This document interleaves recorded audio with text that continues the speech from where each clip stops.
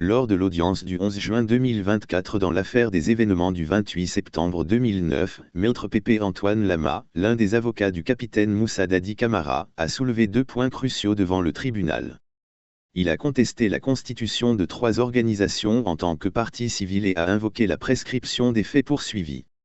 Lors de sa plaidoirie, Maître Lama a demandé au président du tribunal de déclarer non recevable la constitution des organisations Fédération internationale des droits de l'homme, FID, l'Organisation guinéenne des droits de l'homme et du citoyen, OGDH, et l'Association des victimes, parents et amis du 28 septembre 2009, AVIPA, en tant que partie civile.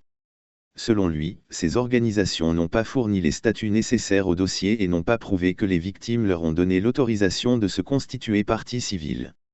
La constitution de partie civile peut se faire à tout moment à partir de la saisine du ministère public. En l'espèce, la FID, l'OGDH, l'AVIPA en plus de n'avoir produit leur statut au dossier, n'ont pu rapporter la preuve qui justifie que les victimes leur ont donné accord de se constituer partie civile dans ce dossier. C'est pourquoi nous nous demandons Monsieur le Président de bien vouloir les déclarer irrecevables en leur constitution de partie civile, a plaidé Maître Lama. Le deuxième point soulevé par Maître Pépé Antoine Lama concernait la prescription des faits délictuels.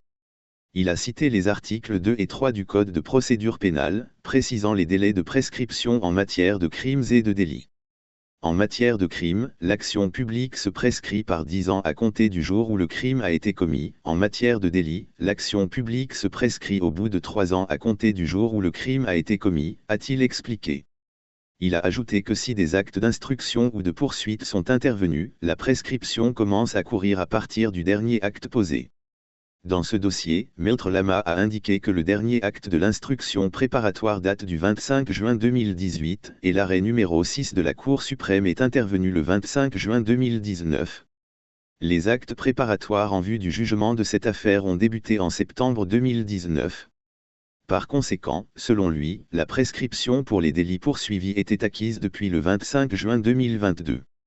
C'est pourquoi, Monsieur le Président, nous vous prions de bien vouloir constater la prescription pour tous les faits délictuels poursuivis dans cette affaire, a-t-il conclu.